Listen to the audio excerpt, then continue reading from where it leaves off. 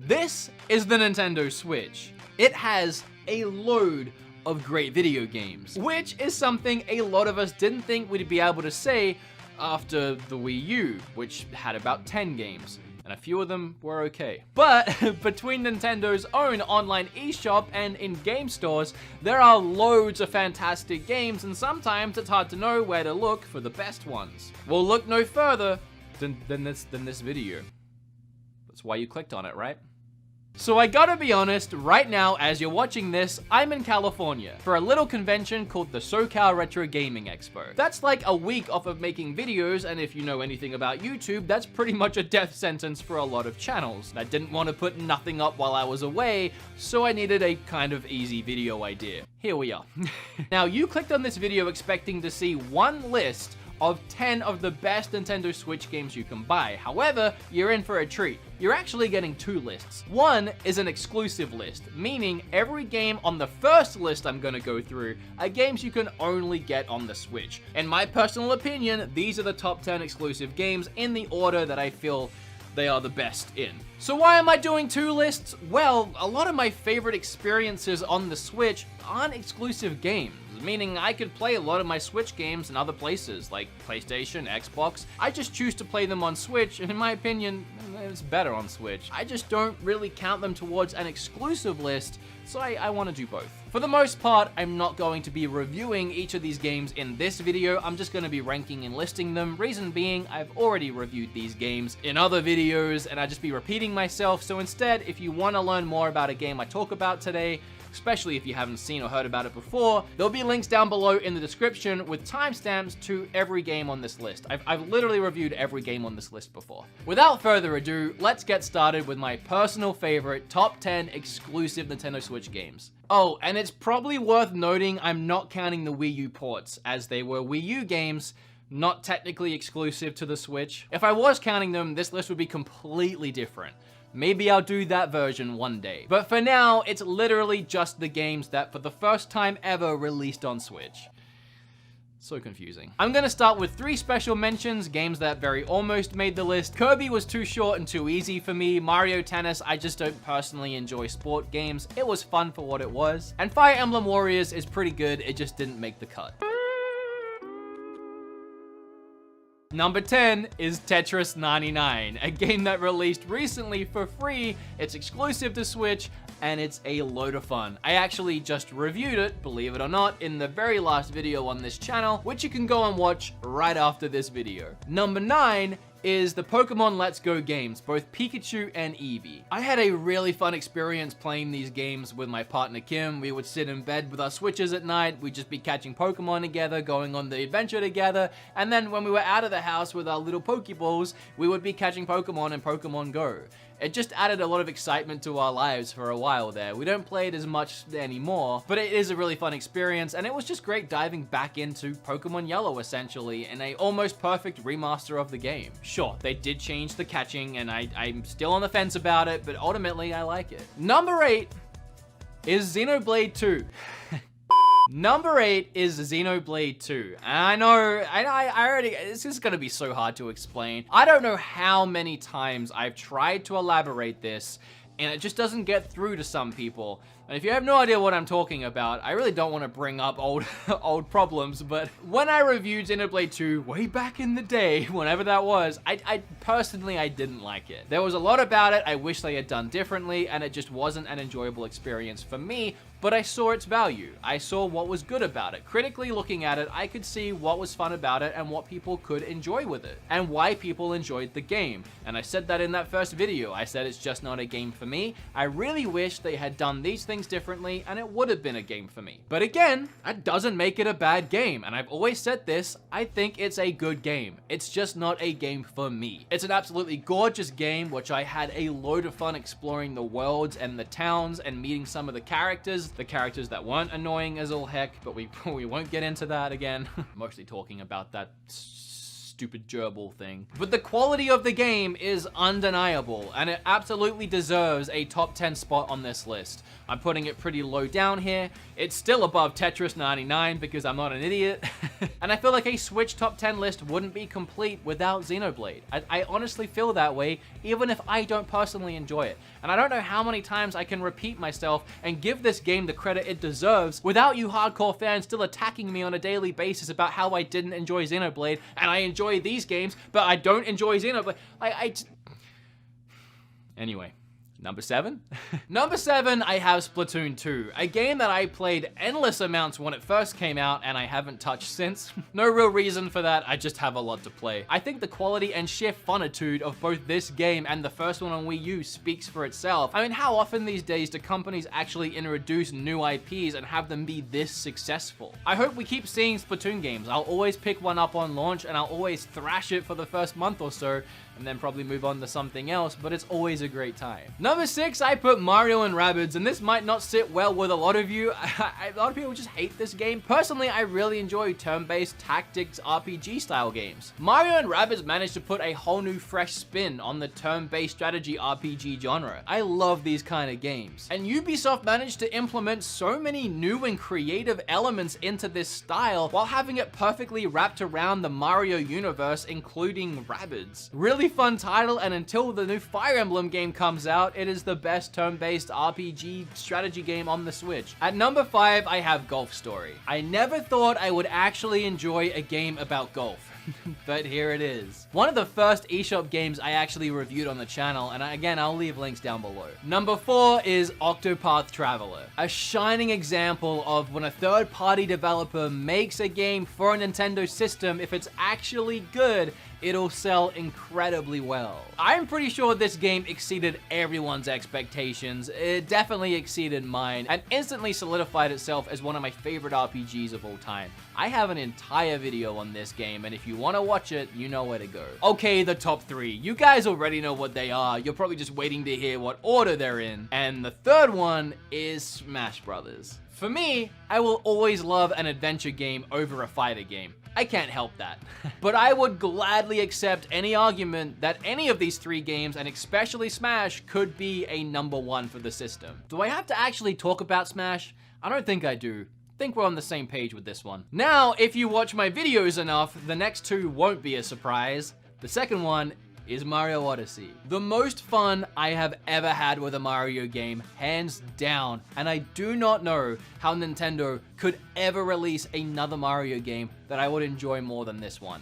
I've never been huge on Mario, okay? I love me some Mario. Grew up with Mario 1 and 3 on I had 2, just never really loved it. Never super loved Mario 64. I really enjoyed Sunshine. Galaxy is obviously great. But again, nothing was like Zelda level of fun for me in Mario games until Odyssey came around and became my favorite Mario game and one of my favorite games ever. Which of course makes number 1 Captain Toad.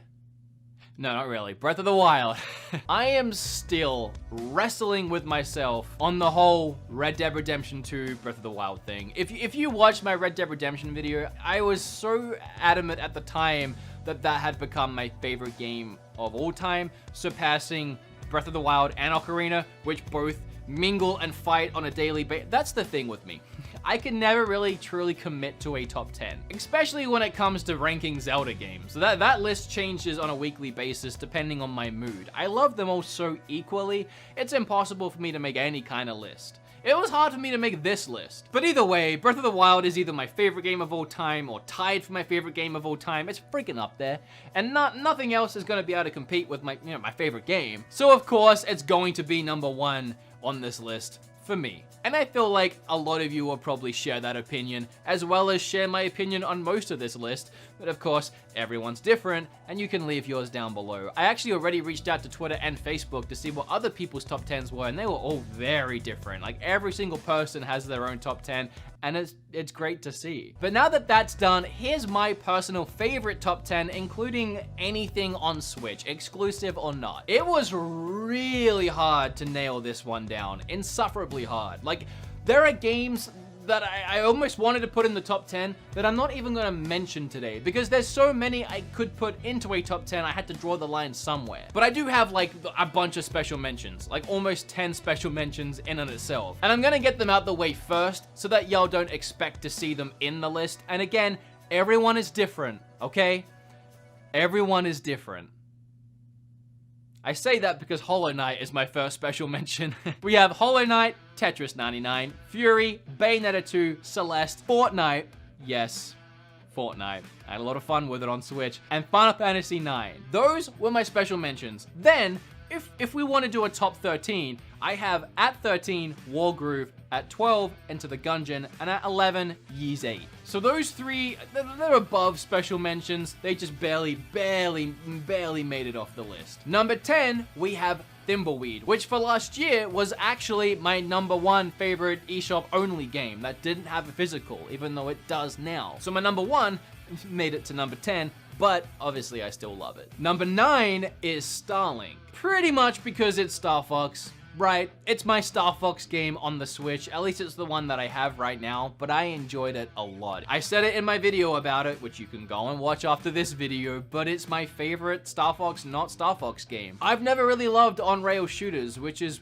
what Star Fox is, but this gave me the open freedom to explore galaxies with Star Fox and his crew, and I just adored every second of it. It felt so at home on the Switch, and with Star Fox DLC being an exclusive, it's almost its own weird exclusive on the Switch. Number 8, we have Mario & Rabbids. Number 7, we have Octopath. Number 6, we have Dragon Quest Builders. This was the first game that I truly got addicted to on the Switch and just could not put it down for weeks, and ended up making that first video I ever made about addictive Switch games, which led into a weird series of games I found addictive on Switch. Number 5 and number 4 I wrestled with the order with for a long time, but ultimately number 5 ended up being Dead Cells. Pretty sure I also made an addicting video about Dead Cells because it is. This was one that I not only played for a couple weeks straight after getting it and didn't touch any other game, but it was one that when I started playing other games, I would always come back to Dead Cells and just keep making progress in it in between everything else. And usually I'm the kind of guy that when I'm done with the game or when I move on, I just kind of move on. But Dead Cells was one that I couldn't let go, and I still play from time to time. And number 4 is pretty much the exact same story, Moonlighter. I could not put this game down when I first got it. And even now, like a couple nights ago, I pick it back up and I make more progress. I haven't finished it yet. I don't know if I suck at it or what. My Switch says that I've put 20 hours into this game and I'm still going. I feel like I'm getting really close to beating the final boss. I'm in the last dungeon. There's just so much of going into the dungeon, slugging it out, bringing your items back, selling them in your shop, making yourself a little better. Like, it's a grind. It takes time. It's one of the most grindy games I've played, but the grind is fun. Like, they managed to make that grind enjoyable. And while I can only grind for like 3 or 4 hour bursts, which is pretty long bursts, which I'm very much engaged with the entire time, it has me constantly coming back and making myself a little better, and then beating the next boss, and then being a little better again, and rinse and repeating. But this is one that I just can't wait to finish eventually. I have so much to play, otherwise I would have finished it by now, but you know. And for the top 3, we're gonna have a little bit of deja vu.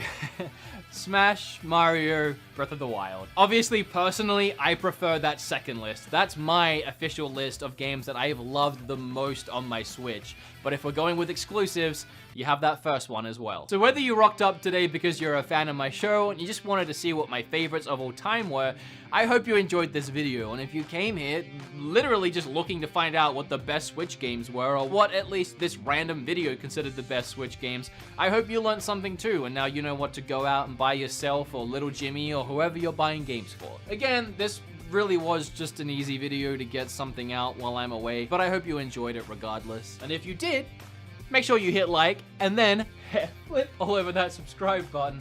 Click or tap on this video right here. Keep watching stuff, please. Really need it, especially right now while I'm not here making new stuff. Make sure to leave your top 10 down below. Okay, bye!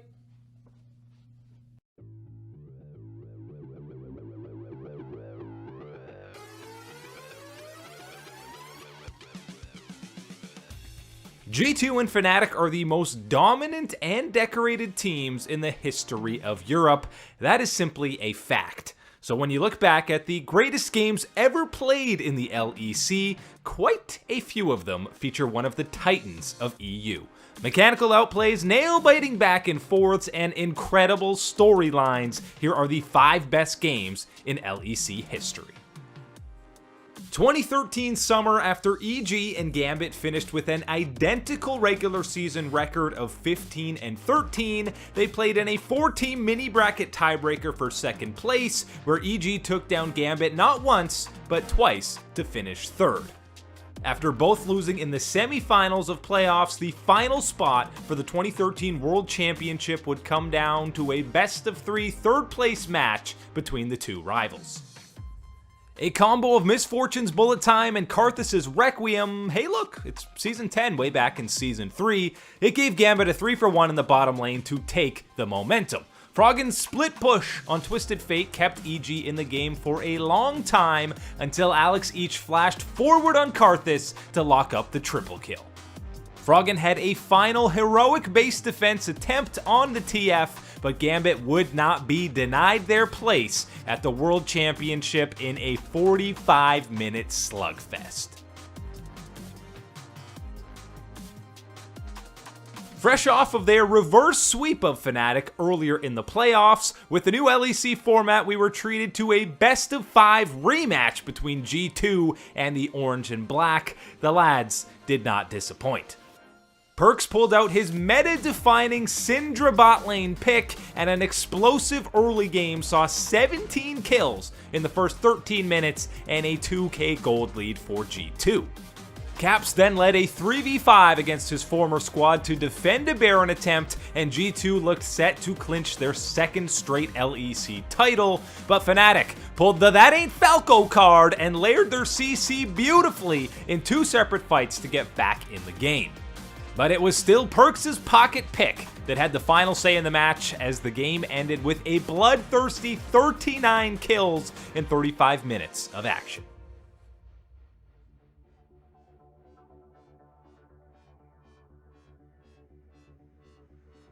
If we're talking best series, this one would be closer to number 1. But for individual games, Fnatic vs Origen in the 2015 Summer Finals comes in at number 3. After ending Fnatic's 21-game win streak earlier in the series, everybody saw that Origen had a legitimate chance to take down Europe's undefeated. After Rekkles and Niels in his pre-Sven form had hard carried their teams to a win, Game 5 started with the top laners putting on a show. 2 for his own. We do see that they're going to push in. Wow, they're chasing real far for this. Exhaust is on Huni. Niels may go down for first blood, and it's Reignover that picks it up. Soaz has teleported in. He's got himself one of the parley. Now Murphy is in trouble. The reckless swing comes down. He's trying to bring them onto the powder kick, and he's going to stay alive for a few seconds longer. The flame splitter comes out. Soaz will get himself a double kill. Now it's top laners on top laners. But we do see another powder kick is up. It's going to tick down. Look at overheating. the damage. Soaz got it! At one point, it looked like we'd have an epic, sick, nasty base race on our hands, but it proved to be the very wrong decision for Origen, as Fnatic would grab 2 kills and an inhib. A pick by Yellowstar on the OG bot lane proved to be the final nail in the coffin, as Fnatic backed up their 18-0 regular season with another title.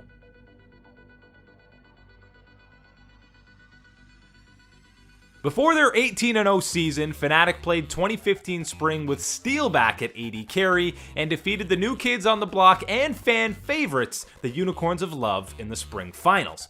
Before the two met in those finals, they faced off in Week 8 of the regular season, and that match truly had it all, including pre-reworked Yorick in the top lane to bring out a ghost of Power of Evil's Cassiopeia. The game started slow with 0 kills before 8 minutes, but lane swaps gave Vizicsacsi a 46-8 CS lead over Huni's Lissandra. Then the kills started flying in with 25 by the 22-minute mark after Fnatic picked up a 4-for-1 with Baron buff. They thought they could end the game, but there's a reason unicorns are made of magic. Fnatic, they're waiting. They've got minions. I don't know if it's enough. 15 seconds before Chachi is up. Vardag's getting closer. Kikis is trying to pull attention, but it's not enough. The Nexus turret is down. Hylissang's in place. He needs to have a magic stun, but he's not going to because he's in trouble. Febiven continues to focus the turret. Hylissang is down. The Nexus turret is down. They're onto the Nexus. Fnatic look like they've done it at 33 minutes. Fnatic are taking down the Unicorns of Love. No! A few more hits. What? I cannot understand this game. Yellowstar and Huni would run it back, ignore the entire UOL lineup to take another shot at the Nexus, and again, they would be denied. Finally, it was the Unicorns' turn to go on the offensive.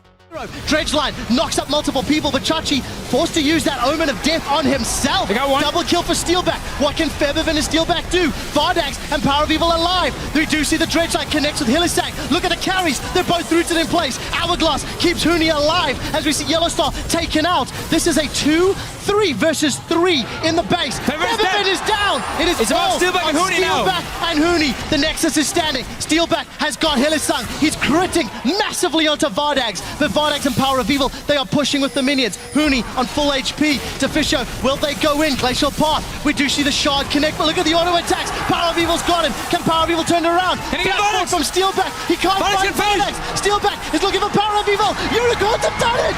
Unicorns have beaten Fnatic.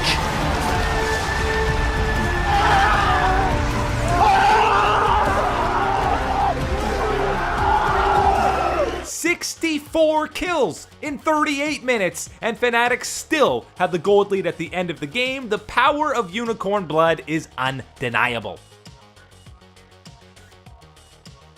After G2 spent much of the spring season annihilating the rest of the LEC with their new roster, they faced a 6-game win-streaking Fnatic in the final week of the regular season. The match was slightly hyperbolically referred to as the match of the century. Caps versus his former team, the two most storied franchises in Europe, momentum heading into the playoffs, I get it. Early on though, it didn't even look like the match of the week, as Fnatic made a statement by putting Caps' Zed in the dumpster in an 11-1 start to the game, but one step too far forward under G2's inhib turret gave them the tiniest window back into the game. Wonder's Rise quickly amassed a 200 CS lead over Bwipo's Gangplank as G2 desperately fended off 3 inhibs worth of super minions with only their Nexus alive.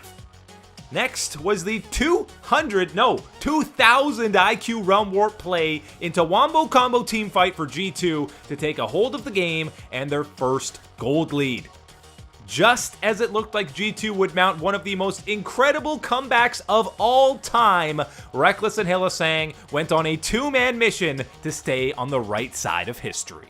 That's gone. G2 pushing mid. They're realm warping. They're realm warping in. G2 are going in the base. The power buff though. They can get the recalls. How many can they stop? G2, you gotta stop them all. You gotta stop them all. They're in the base. G2 are looking for the win. Can they pull it off? The realm warp. Once again, the Requiem comes out. They wait. The Nexus. Oh no! No way! The Nexus towers in the one side. G2 get the first one, but Rekkles and Hylissang get in the back door. Oh my God! There's no flipping way you can do that to them.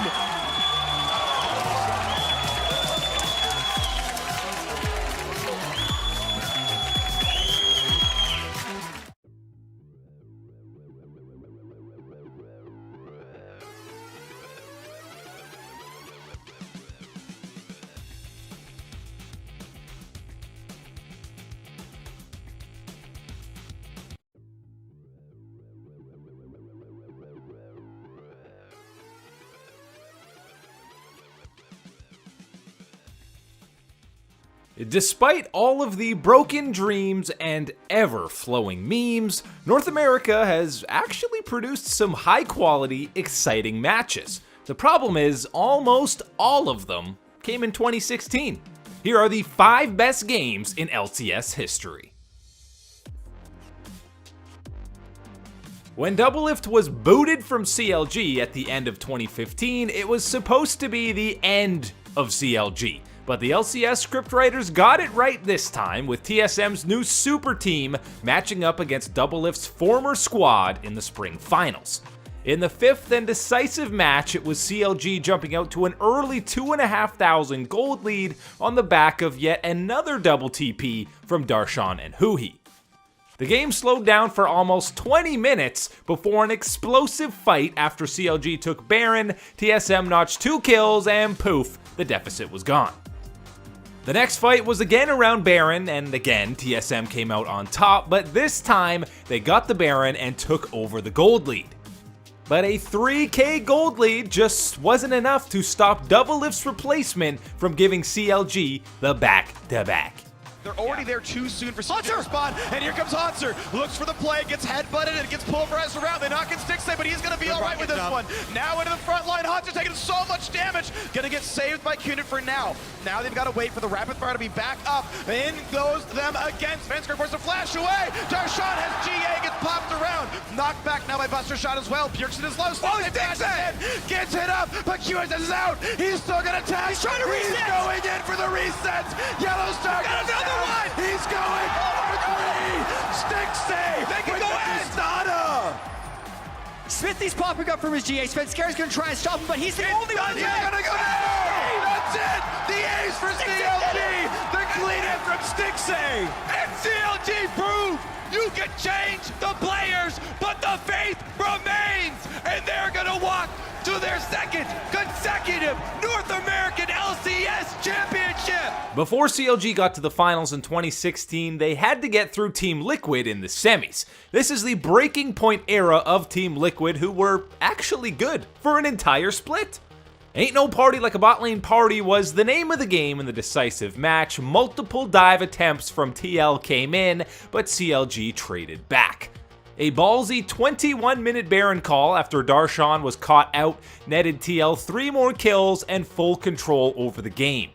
After multiple dance routines around the Baron, despite a, let's say, hypey flash from Stixxay, CLG found a 2-for-1 to even out the gold.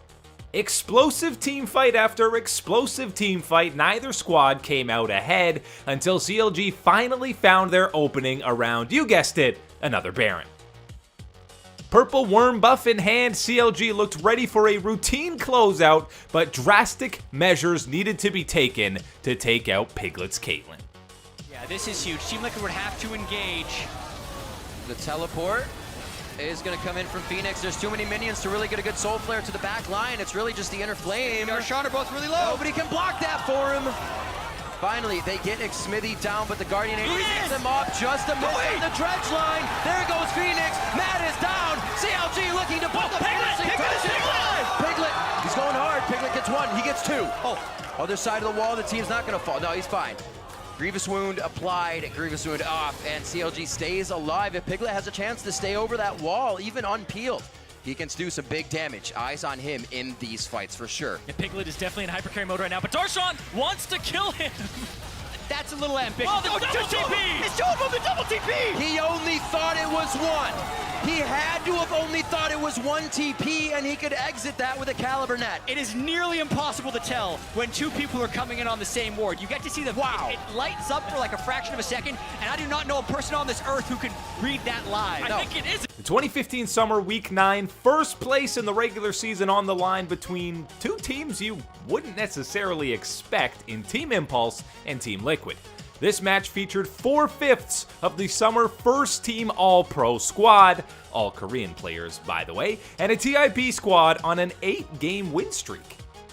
In a slow-paced era of the LCS, which seems to be every era in North America, Team Liquid exploded into the bot lane to take over the early game. They then moved across the top and mid lane, constantly coming out ahead, and at 20 minutes, the game looked like it was over.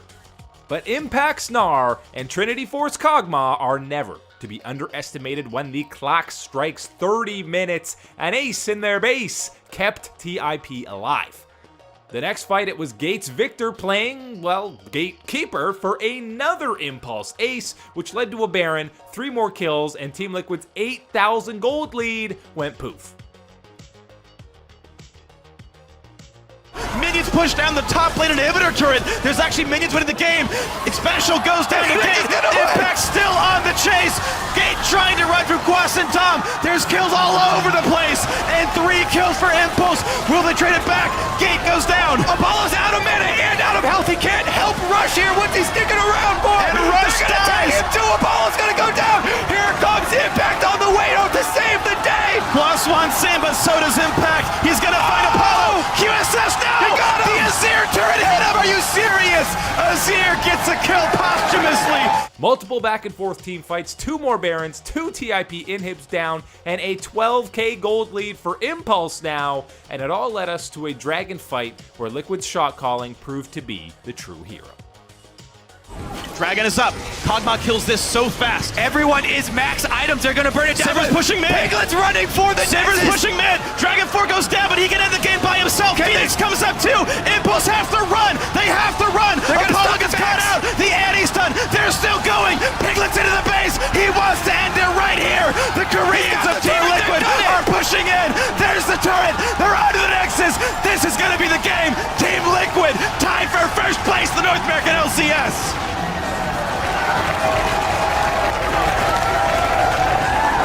TSM and Cloud9 in the finals became a staple of the LCS for matches just like Game 4 in the 2016 Summer Finals. After a back and forth early and mid game where no one could take a big advantage, 2 players stepped up to the plate for their respective squads. First, it was Impact creating the top die meme on Gnar. They can completely cut them off. Here comes the play. Meteos' Guardian Angel finds the front line. The knockback comes in. Doublelift gets the ulti in. Here comes the battle. Smoothie has to kite back. Shield is on. Sven's going to lose his Guardian Angel as well. And here comes the revive from Meteos. He's going to go down. Dierson down to half. Here comes the battle back as Sven's going to lose his life. Both junglers now dead. 4v3, but Smoothie's injured. They've got to be careful. Doublelift to clean it up. There comes the damage shot, but Smoothie's going to go down. Hans are staying alive. No! There's the Mega Gnar. It's up to Impact. And down gets a hero. Down to Bjergsen. And he's going to use the Zhonya's. Now what's left for him? Jensen gets him. It's an ace for Cloud9. Impact is a god in this series and this game. He is trying to solo carry C9 to Game 5. After Cloud9 looked primed and ready to take over the game, Doublelift was not to be outdone and made one of the most iconic plays of his entire career. Whereas TSM still have 2. The Weaver's Wall! Weaver's Wall catches off a couple. Now can they have the follow-up damage? A couple of stuns come in. They've got Bjergsen, and they shut him down with a 1600 damage crit. Can they get double? Low. Meteos, another knockup, trades his life, but it's down. Gets the GA. Double killing them all. Kills everybody. They've got 3. Impact goes down. An ace for TSM. Doublelift turns around the fight, staying alive, so much patience, bides his time, and he takes over. That led to an Elder Dragon, and TSM would smash the next team fight to win Doublelift's first title with his new team. In classic League Unlock fashion, we cheated a little bit for number 1 because it actually features 2 games from the same team on the same weekend.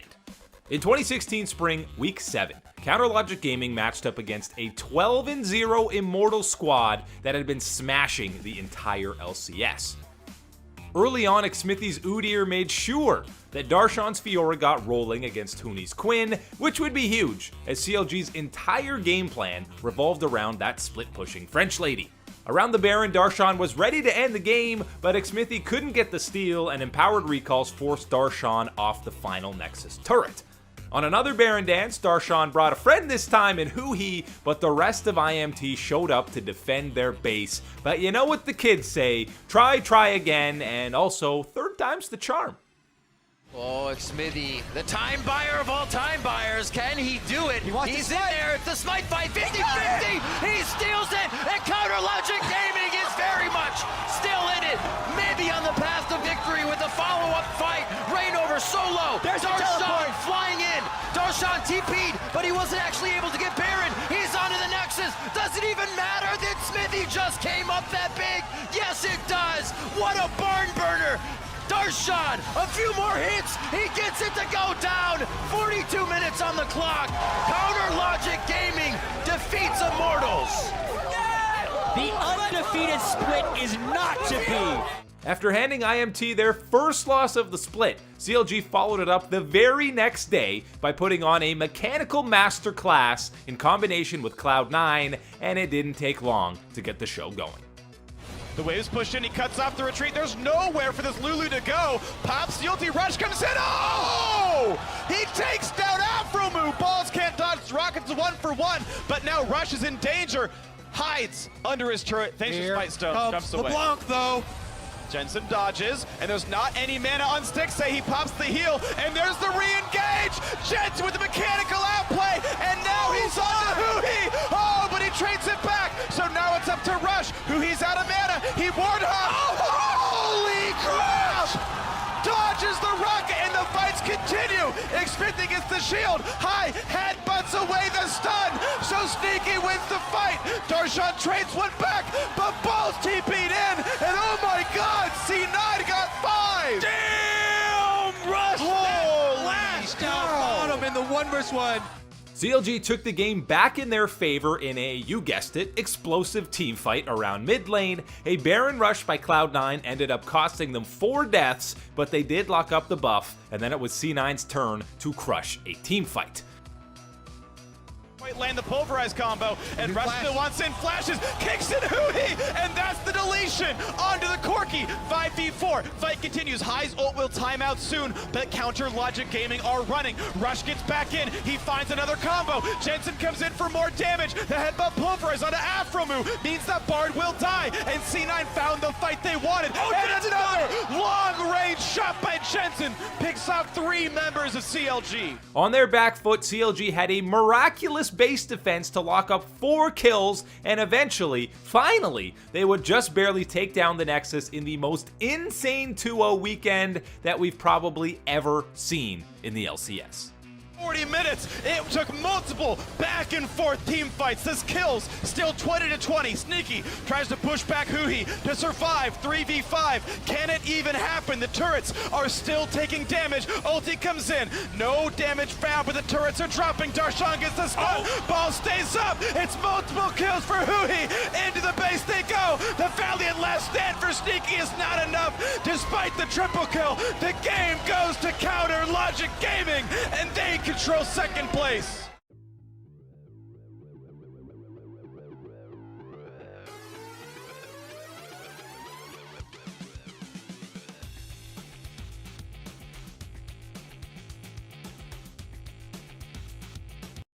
Filipino is #1. Pera ni misis na dapat ay ihulog ko sana sa Palawan.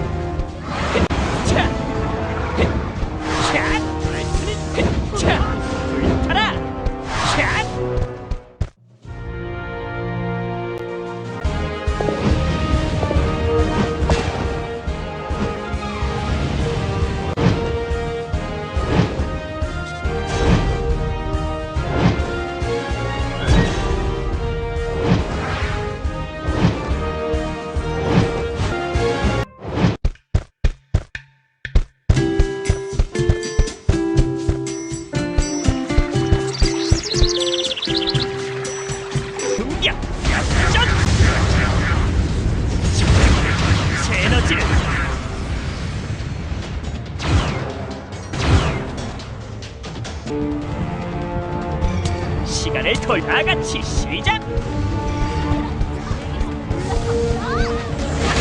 계속 빛이. 이건 어떻게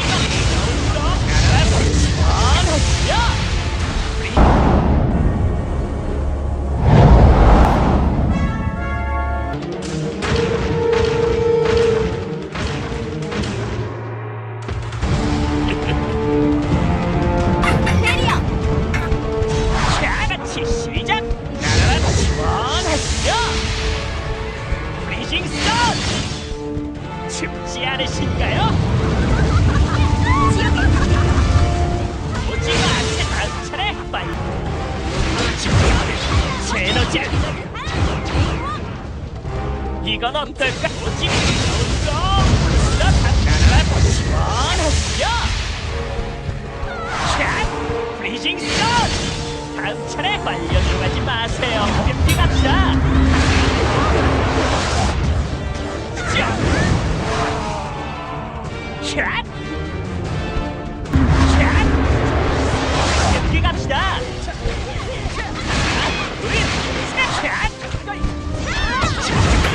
제 에너지를. 이건 어떻지가 않게 날아가 불새. 샷!